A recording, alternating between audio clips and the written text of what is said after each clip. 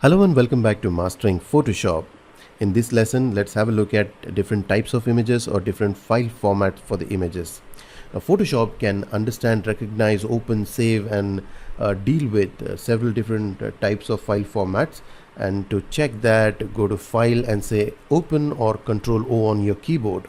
And hit this small drop down over here, all file formats, and you see these many file formats Photoshop can recognize or open, or it can edit these types of images. We do not need to know all of them, and I'll try to explain many of these file formats as we progress through this course, but we certainly do not need to know at this point of time. We do not need to know all of these file formats. We'll look at a couple of important file formats at this point of time so that we can start learning Photoshop very soon. The top on the list is JPEG file format. JPEG stands for Joint Photographic Expert Group, which was a committee who invented this file format especially to deal with the smaller disk spaces.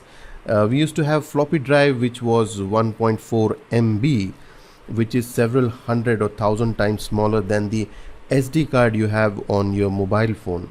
And the most commonly used hard drives 20 years back used to be when Photoshop was there and we started working on Photoshop and we realized that we need a lot of disk space. That was a time when we used to get the most commonly used or the commonly available hard drive used to be 1.2 GB, and you can compare that today's hard drive standard, which is the today's commonly used hard drive on your computer is at least 1 terabyte, that is 1 TB. 1 TB is equal to 1024 GB. Now you can compare the standards today and standards in those days. Today you have at least 1 terabyte hard drive on any computer, and in those days the limitation was of 1.2 GB or so, and it was obvious that something like JPEG was required, and therefore JPEG came into existence, and even it became the most popular file format for the images. Now JPEG is not invented for Photoshop, or it is not related to Photoshop, but JPEG was invented much before Photoshop was released in the market.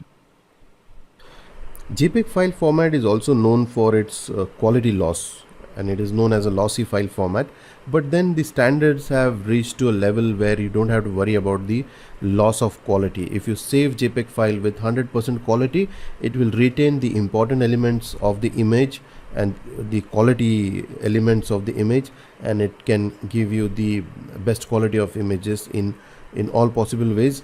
Therefore JPEG now is the most commonly used file format for everything.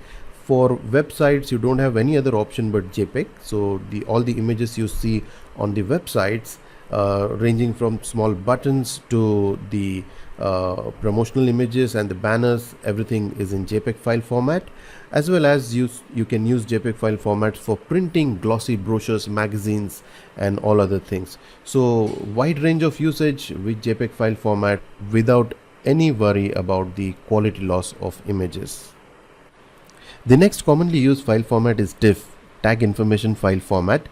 Unlike JPG, it does not compress the quality of the images, but it does compress the file size of the images, and that's the advantage. The file size and TIFF file format are not smaller like JPG. The file size is still huge, but then the advantage is that like JPG, it does not touch the quality of images. Now, as I explained, that JPEG standards have raised above the expectation, and it can retain all the quality of the image, but then there are some technical differences which only TIFF file formats can have, and JPEG cannot handle that, which I'll explain you in the next video. TIFF file format is usually used for printing jobs where the high quality printing is required. The file formats are files are saved in TIFF file format. Now TIFF file formats have another advantage, which is the possibilities of saving layers or editable layers in Photoshop. Meaning, let me explain you with this image. I have two layers in this image, and you might not understand what is layers, but then layers is the one of the most important topics in this course. So we'll see layers later in this course, but right now you just need to see this small demo of layers. Is that we have two layers in this image, the image of the fish is superimposed with the help of layers, and this file now can be saved as TIFF file format, in TIFF file format. And that's the advantage of TIFF file format. This cannot be done with the JPEG file format. JPEG file format cannot have layers.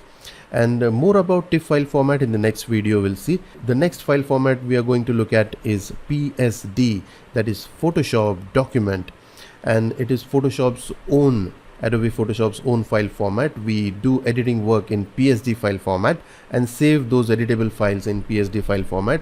When we need output, or we need to use the image on website or printing or anywhere else, we save that image as JPEG, meaning we literally convert that image into JPEG file format.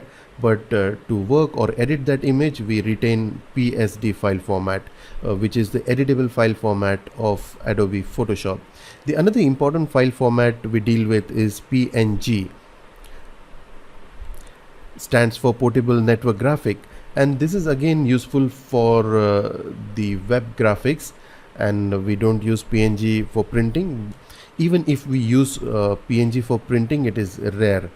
PNG format has got one advantage, is that it can have a transparent background, meaning if I print this, or if I put this image on some web page or website or mobile application, this will be in rectangle or square format, but the PNG file can have round shape like this, and the rest of the area will be transparent, or it can even have some shape like this, which other file formats cannot have.